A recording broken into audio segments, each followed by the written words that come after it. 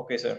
So moving to the next part, can you explain about the DVV and PTV, sir? What are these things and how you differentiate these two? How everyone differentiate these DVV and PTV? Basically, these are the two separate things. DVV is, I will describe about DVV. What is the full form? The DVV is the abbreviation of the full form, that is data validation and verification. Okay. That means this is a process which is being conducted by third party.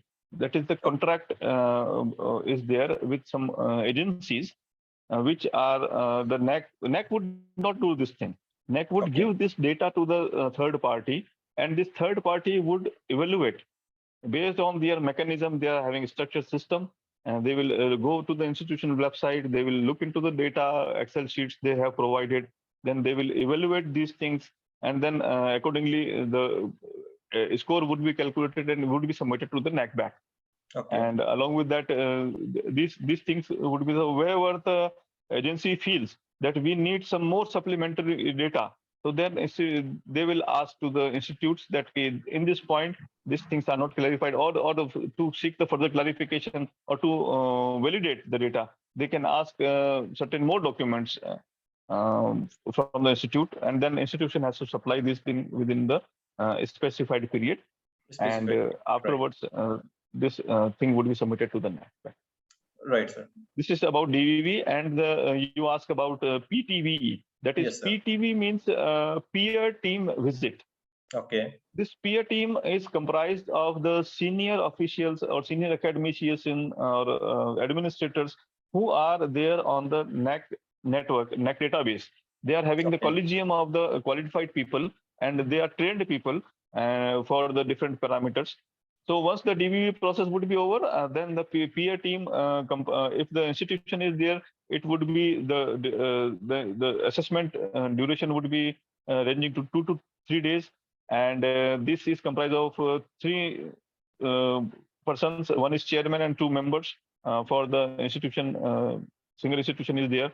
If it is university, the size of the team may be higher depending upon the programs that institution is offering. So that is a discussion of the NAAC that how many member team they will sending. That there would be one chairman, and the remaining person would be the members of the team. And this team would evaluate the information that is supplied through this qualitative metrics. So descriptive type of they will verify, and then they will give the scoring. And this score would be converted to the grades. Grades. Okay, great, sir. So moving to the next part, can you discuss, can you tell us about the IQAC? What is IQAC?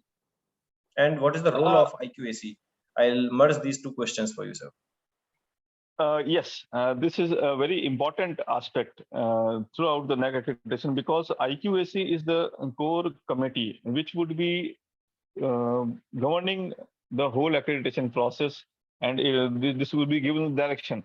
So IQAC is the this abbreviation is having full form, that is Internal Quality Assurance Cell.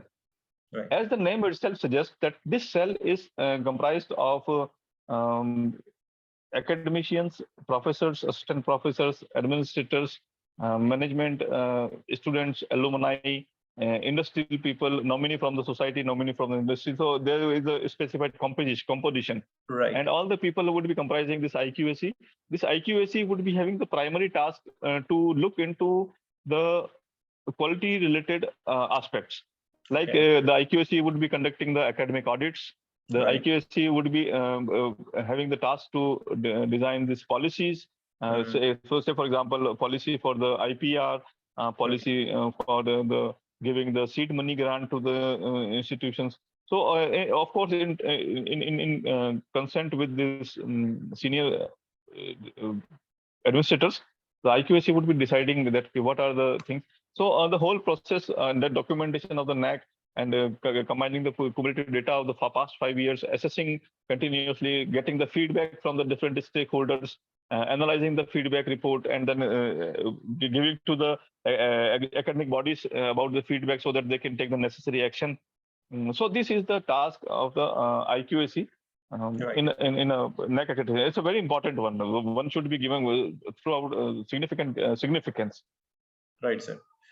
Okay, so as you were talking about the audits, what is academic audit, sir? Yes, academic audit basically is because for every higher education institute, the teaching Yes. learning process is at core Right. because there are teachers and there are students, and this teaching learning process, how it is being conducted. So whether NAAC want to know through IQAC that or academic audits are being conducted or not, so it itself is indicating that the institution is quality conscious. Right. So that to improve the quality, the process is going on. The IQAC would be evaluating through the external audit. There would be IQAC would be going to the institutes, or they will asking for the certain documents, whether this document is being going through a specified plan which has been decided by the teachers or by the institutions, and they will go through how many research publications are there, how many faculty are engaged in the social and outreach activities, how many students are participating for the validated courses. So likewise, the complete details would be there. How many projects have been instituted at the institution, how many research grant, how many conferences, seminar have been organized, how many teachers have participated in the FDPs. So all these things, there would be a structured format depending upon the institution to institution.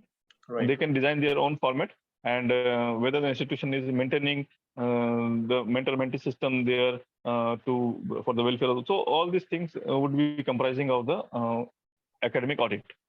And this academic audit would be conducted by the IQC, and they will be preparing the getting the report. And based on this report, they will analyze the report, and then they will give the feedback to the institution that now in these directions you have to work more and you can improve further. Right, sir. Okay, so as you were talking about the courses and academics in the academic audit, so do these value-added courses give any significant benefits in the NAAC accreditation, and what are the value-added courses? If if the institutions think of getting the value-added courses for their students, so what are these value-added courses, and how does it benefit? How do they benefit in the NAAC accreditation, sir? Yes, these value-added courses come in the criteria 1, and there are certain. So these are being known as by the different names. They can be called as the add-on courses. They can be called as the value-added courses. So there is a specific definition being given. Okay. If it is the university, there would be the hours would be different. If it is an affiliated institution, hour would be different. So I will talk about first about the affiliated institutes. Right, sir. The value-added course has to satisfy 3 parameters. Then it would be known as the value-added course. Number 1, it should not be the part of the curriculum. It should be the additional thing apart from the curriculum. Number 1. Number 2, there must be the contact hours, at least 30 hours. Course Right. should be there. So 30 hours are there. And then the number 3 is that after accomplishment of this value-added course, the student who is attending must be having the employability skill enhancement. Okay. So these are the value-added courses for the affiliated institutes, and for the universities, it is 16 hours time duration is there. So these definitions are being given in the NAAC manual. One important thing, good thing is there in the throughout the what I feel in the NAAC accreditation process, that everything is given and defined there in the manual. So only thing is that where we have to go through the manual, and majority of the things would be clarified there. Okay, so thank you very much, sir. It was an amazing session with you, and we got many things clarified. And soon, I hope our audience will also get the very good information and the basic informations about the NAAC accreditation from these our awareness series. So I'll definitely catch you for further further questions, few more questions in the next sessions. Thank you very much for your time, sir. And yes, one thing I would like to tell you, Diji, that you have taken a very good initiative. That is, you have made one Telegram group there. I have seen that. And yes, sir. This, because many faculty members, many persons who are engaged in the accreditation process, sometimes they are having doubts, and they are confused that to whom is to be asked. So this is a welcome forum, or you can say platform, where you can place your queries if you are having.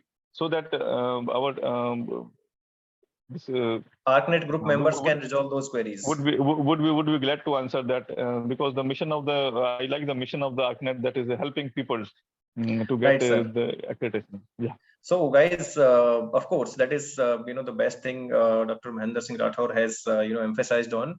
You can definitely join our ARCNET India. You can join through the website also. You will get the Telegram group link, WhatsApp group link there, and you can directly message one of us, or we can directly join you to the Telegram group or WhatsApp group. And definitely you can subscribe to our channel for further awareness videos, and for few more about the NAAC accreditations and all.